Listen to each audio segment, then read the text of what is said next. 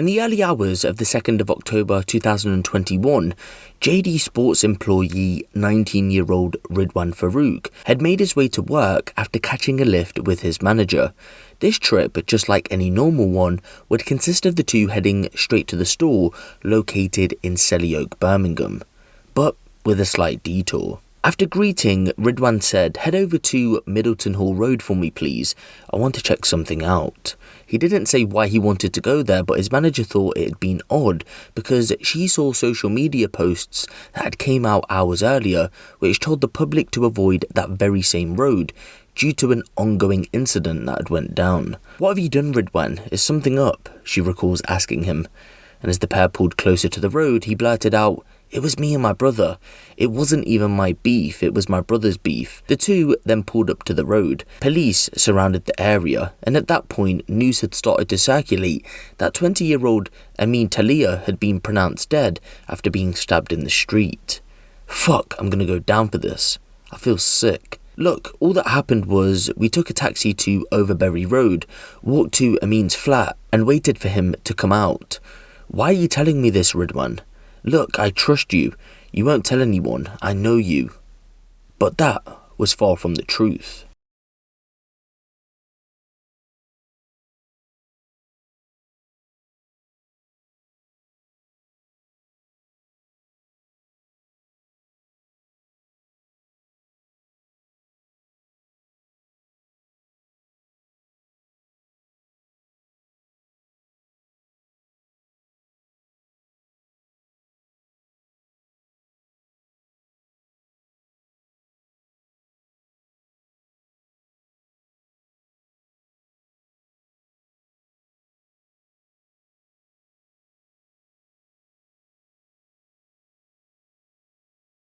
Ridhwaan had confessed to his manager that he and his brother in some way were connected to the murder of Amin, although he didn't directly say that they had stabbed him.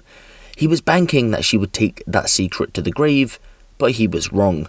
When she got into work, she told another colleague, and before you know it, police rocked up to the JD store and arrested him in connection with the incident. When he was taken in for questioning, Ridhwaan denied such a conversation ever took place. He told police, look, Amin was a known gang affiliate. He was a target of many. Anyone could have got him. It had nothing to do with me or my brother. You see, what the brothers had also banked on was that nothing could connect them to the crime scene. They were wrong. Detectives from the West Midlands Police started to trace the brothers' movements from the night before on the 1st of October, and it placed them at the murder scene. CCTV caught the pair from Risborough House to Overbury Road. Doorbell cameras then caught the two waiting on Longfellow Road outside of Amin's flat. They would then go on to attack him. He was about to meet two friends parked in a Volkswagen Golf. Police say the friends drove off, not realising how serious the situation was. Either way, the pair would flee the scene and Amin had been left with a knife blow to the abdomen. He needed urgent medical assistance or else he would die a short while later. So after spotting two men walking down Middleton Hall Road, he got their attention and paramedics arrived a short while later. Despite the best efforts of paramedics, Amin would be pronounced dead in the early hours of the 2nd of October 2021. Although the brothers had been caught on CCTV throughout the ordeal, their faces had been covered, so detectives needed to try and prove that it was them in the CCTV. Well, believe it or not, it was fairly easy to do that because both of them had their phones on them at the time of the attack. The phone data went hand in hand with the CCTV. Ridhwaan's brother Mohammed had attempted to get rid of the phones by selling them to a local shop. However, police had managed to track the phones down and seize them. So with this mountain of evidence against the brothers, the police would go on to charge them in relation to the case, and they both denied the charges that were brought against them, so they went on trial. There isn't many details surrounding the trial, and I'm not too sure why. I don't believe there were any reporting restrictions. I don't believe they gave testimony in court either, but after the trial, both brothers were found guilty on all charges brought against them and were sentenced to life with the minimum term of 24 years.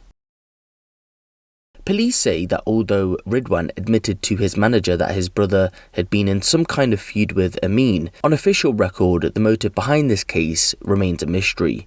And I think out of all the cases that I cover, the ones without a motive makes it ever so more eerie, but at the same time extremely sad. I say that because if there's one thing that a family wants when a relative passes, it's closure. And in murder cases, the motive is one of the key factors to bringing exactly that. Maybe at some point in the future, the brothers will let it be known why they did what they did on that fateful night in October. But until then, the motive behind why a JD employee and his brother killed a young man on the streets of Birmingham remains a mystery.